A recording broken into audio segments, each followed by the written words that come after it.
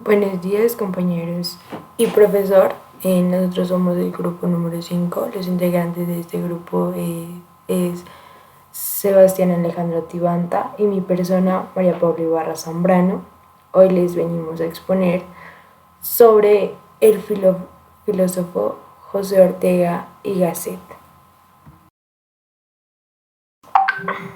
Iniciaremos con la biografía de José Ortega y Gasset.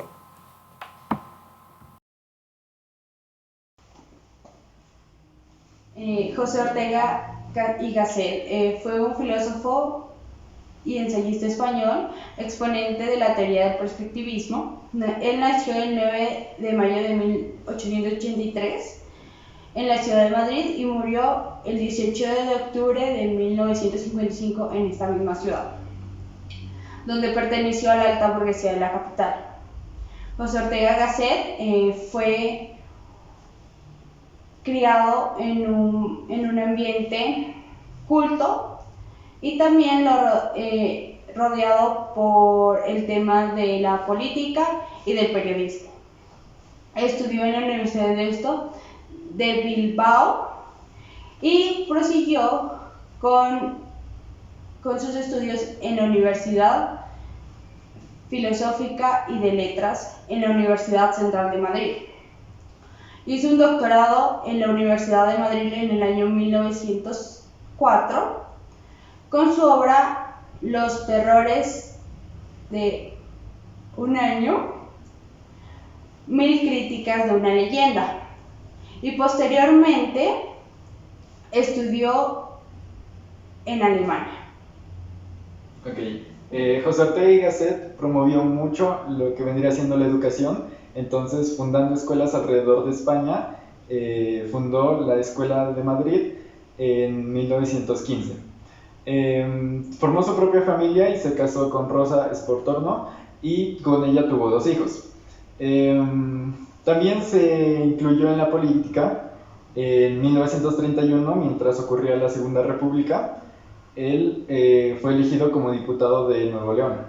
La Segunda República fue un periodo democrático en el cual se sustituye la monarquía de Alfonso VII. Entonces, con esta influencia política, le vendría a repercutir en el año 1936, donde ocurre la Guerra Civil Española.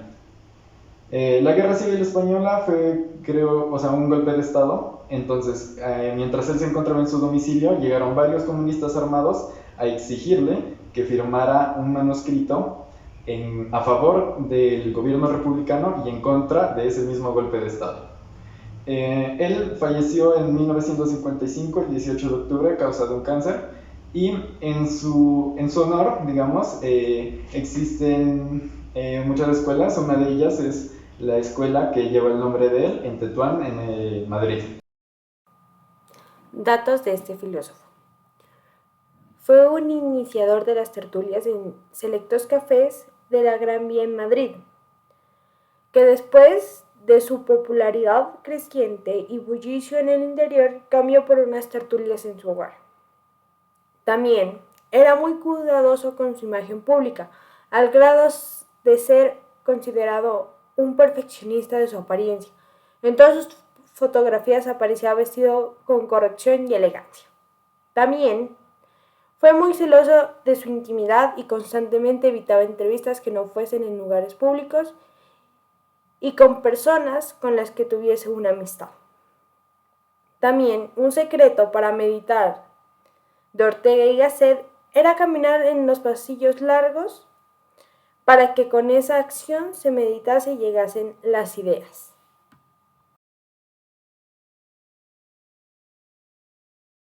A continuación les presentamos su pensamiento filosófico. También este autor en su filosofía nos dice que él más que todo no se va para ninguna de las dos partes, en ninguno de estos temas, ya sea el racionalismo o el vitalismo, sino que él junta estas dos partes es como algo neutro, un tema neutro que él crea y se va a llamar la raciovitalismo. Ok, en cuanto al raciovitalismo. El raciovitalismo es el pensamiento filosófico donde más influye Gasset. Es una especie de síntesis y crítica hacia dos posturas filosóficas que estaban arraigadas en ese momento, en esa época. La primera es el racionalismo y el vitalismo, ¿no? En cuanto al vitalismo de Nietzsche, él sostiene que la vida del superhombre está por encima de la vida de los demás individuos. O sea que para Nietzsche la vida es como un motor individual, es carente de empatía sobre los demás. Esto para Gasset es lógico en cuanto a él es vitalista porque piensa que la vida es un impulso vital y es todo.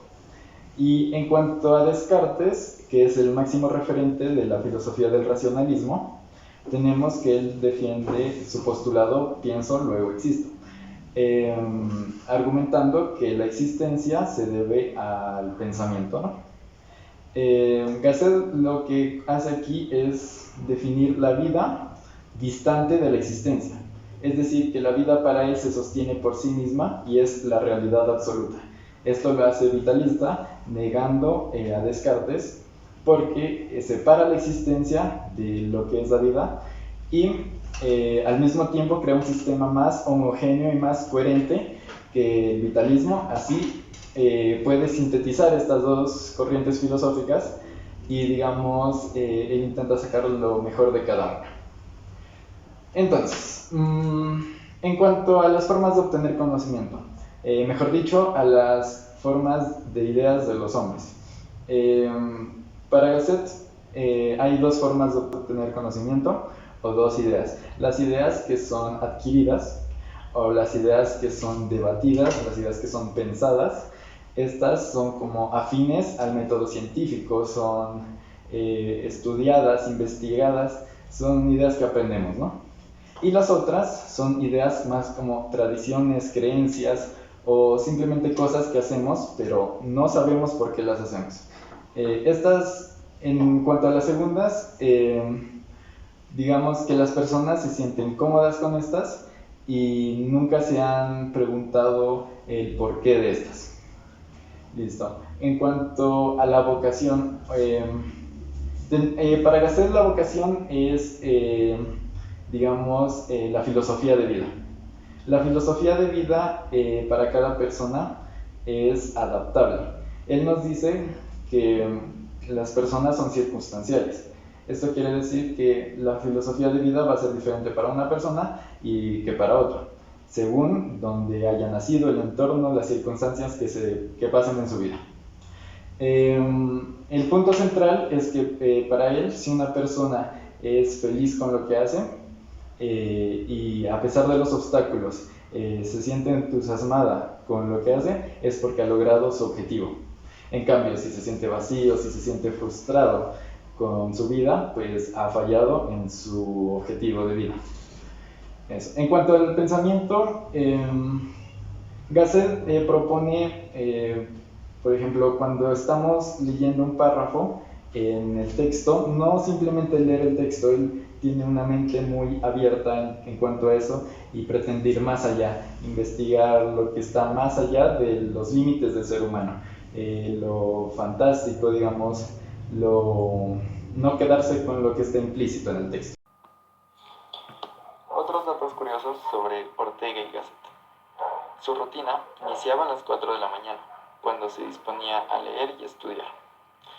Fue un gran apasionado a los toros, al grado de llegar a torear en 8 ocasiones en 3 años de su vida.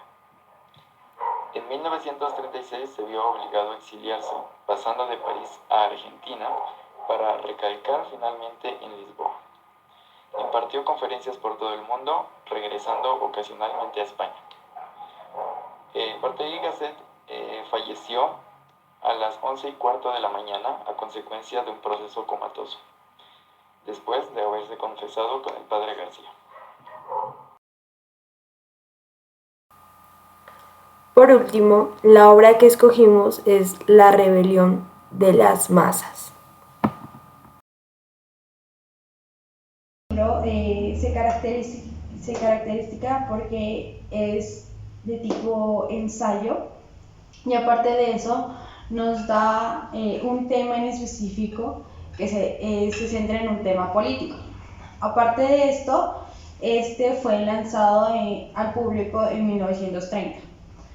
Este tiene un contexto sobre los años que fue escrito, que es sobre el fascismo. En este tiempo, Mussolini ya estaba, como decir, en el poder. Aparte de eso, ya estaba en su dictadura, por decirlo así. Aparte de eso, Rusia ya había tenido una guerra, como por decirlo así, de bolchevique, y Europa estaba pasando por el apogeo. Este libro tiene 15 capítulos que están, como decir, relacionados, y más que todo tiene tiene 4 temas. El primero sería que la masa no es igual a la multitud. Este tema nos da a entender que la masa no puede, se deja mandar por alguien, por decirlo así. ¿Qué pasa? Un ejemplo de esto es cuando vamos, digamos, a un concierto. Entonces, ¿qué pasa? El cantante nos pide a nosotros, digamos, qué hacer o qué gritar o así. Eso nos da a entender que nosotros somos esa masa que se deja manipular por el cantante. Porque es muy distinto a la multitud. Porque la multitud es un grupo de personas que no se deja manipular tan fácilmente por alguien. Es como decir que sigue su propia razón o que sigue sus propias reglas o su propio pensar. Ok, bueno, en cuanto a otro aspecto del libro, es el tipo de hombre masa. Ya tenemos como antecedentes que la masa puede ser, masa puede ser hasta un individuo. Digamos que en esta parte se centra en las formas de gobierno político. En el inicio de la democracia tenemos que las élites, que serían los que están al mando del gobierno, los que tienen el poder, dan cierta participación a las clases populares, que podríamos decir que es la masa. Entonces, esta participación realmente pone que es nula, es muy carente de poder. Esto lo podemos ver incluso en nuestro mismo estado colombiano, que existen diferentes formas de participación ciudadana, como son el cabildo abierto, el referendo, la asamblea, el plebiscito. Estos mecanismos de participación ciudadana realmente a nosotros no nos están dando control ni de un 5% de las acciones gubernamentales. Esto es lo que habla en este libro en este aspecto.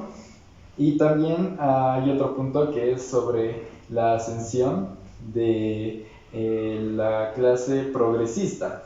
Es como una influencia que se viene dando después del siglo XIX, en donde existe una figura de un hombre común, pero este hombre común está buscando cada vez más derechos, cada vez más subjetivos, como pueden ser la libertad, la igualdad, la equidad.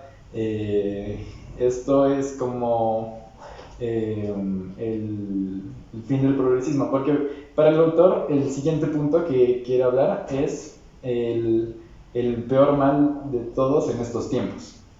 ¿De qué se trata? De que las clases populares están tomando la posición que antes ocupaba la élite, pero en este caso se idealiza el factor de la élite y el factor de las clases populares. La élite la toma como unas personas cualificadas para estar dominando, y las clases populares la toma como personas, digamos que no preparadas, o personas comunes que llegan a ascender al poder sin sin estar cualificadas para este puesto.